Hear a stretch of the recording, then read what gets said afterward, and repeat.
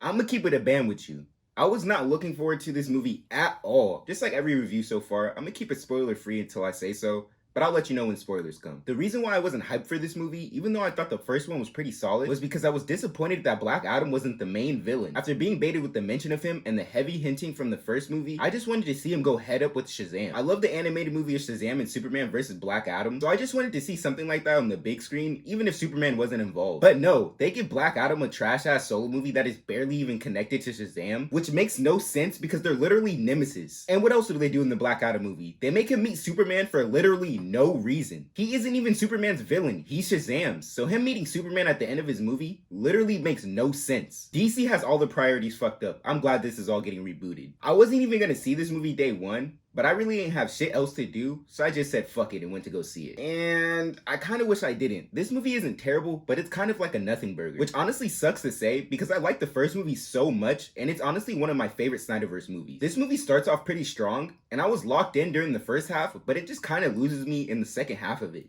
What made the first movie such a banger was the heartwarming family dynamic between all the characters.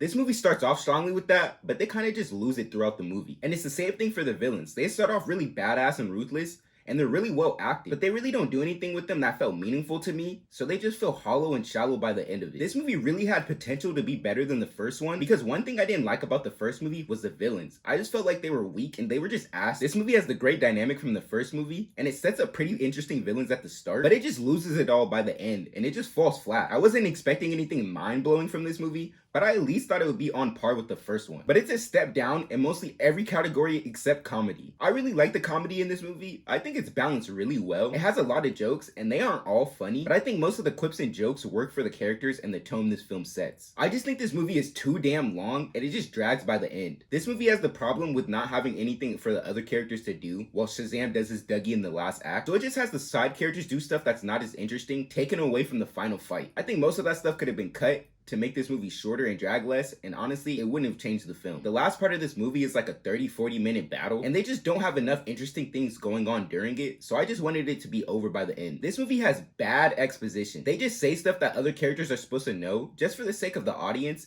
and stuff like that annoys me when I notice it. Exposition should be weaved into the storytelling, and not just flatly laid out in a way that feels lazy and not organic. Besides Freddy and Billy, the rest of the Shazam family don't really have any arcs. This movie just forgets about them and doesn't really use them in any meaningful way. They set up a subplot for one of them, and it's just kind of forgotten about by the end of the movie. It kind of sounds like I hated this movie, but I didn't. I was entertained throughout most of it, and there's some other things that I really liked about it. Like the magic. I think it was really fun and creative. I like the way they make it look, but I'll get into the specifics and spoilers. Megan Good? Do I need to say more? Let a nigga bite your butt. Let a nigga bite your butt. Let a nigga bite your butt. Let a nigga bite your butt.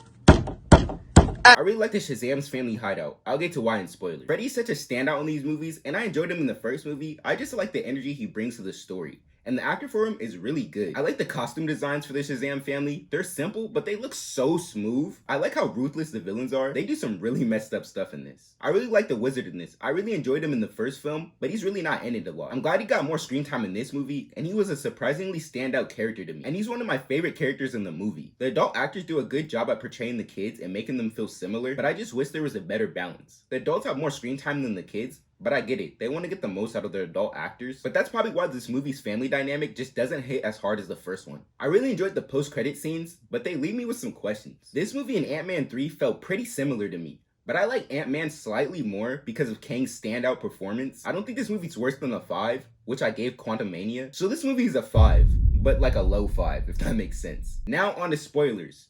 You've been warned.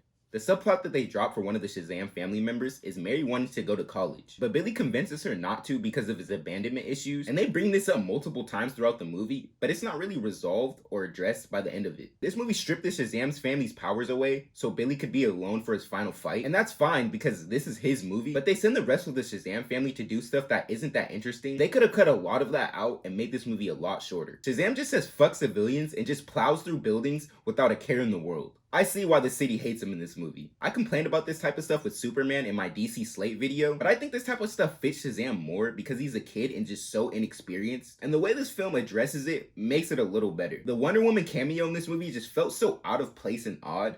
It makes sense because all of the Greek gods in this movie and her dad is literally Zeus. But she just comes in out of nowhere at the end, and I just wish they handled it better. But like I said, I really liked their hideout, but the reason I liked it is just how they like tricked it out and just turned a wizard's lair into a little clubhouse for them. I like all the magical stuff in it and all the hidden rooms that they're still exploring and discovering. And that brings me to Eugene mapping out the room of doors that like lead to different dimensions. I just thought that was a funny bit. I really enjoyed that a throwaway action in the first movie was the reason why this whole movie even happened in the first place. Like in the first movie, you don't even think twice when Billy breaks the staff, but him breaking it was the reason why the villains in this movie were able to come to Earth. I just thought that was clever. I really love the little whisper shit that the villains use in this. It reminds me of the brainwashing thing Loki does in Avengers, but the way they turn into zombie-like people, going berserk and running to infect other people, it just felt all unsettling, and I loved it. One of them uses that whisper shit on one of Freddy's teachers to make him jump off the roof right in front of him. The whole time it was happening, I expected one of the heroes to come and swoop in and save the day right before you hit the ground. But they don't. He just fucking dies. I just thought that was a really good moment. I just think it's really funny how the Shazam family are hated in their city because they suck at being heroes. I really enjoy Thea's powers. It reminded me of the mirror dimension in Doctor Strange. The way she made like buildings and stuff move around her to transport her to her location. They just made it really visually interesting. I really like the post-credit scene.